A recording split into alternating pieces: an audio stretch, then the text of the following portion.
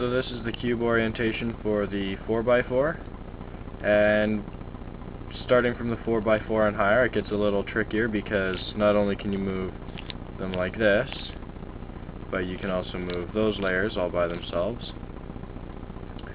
So with this, there's the regular ones, just like the 2x2 and 3x3, where you have your up, your down, or your right, your left, your down, etc. But you also have two other ones to think about.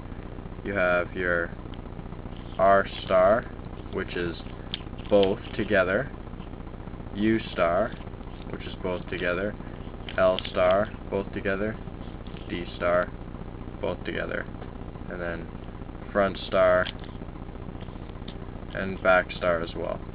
And you have just single letters, which is like a lowercase letter. So like little u would be just that one. Okay? Little r, just that one. Little f, or little l, like that. Little d, like that. And little f, oops, like that, etc. And it follows the same pattern where you have your inverteds and stuff like that. So little front inverted, little like that little f inverted would be like that. Okay.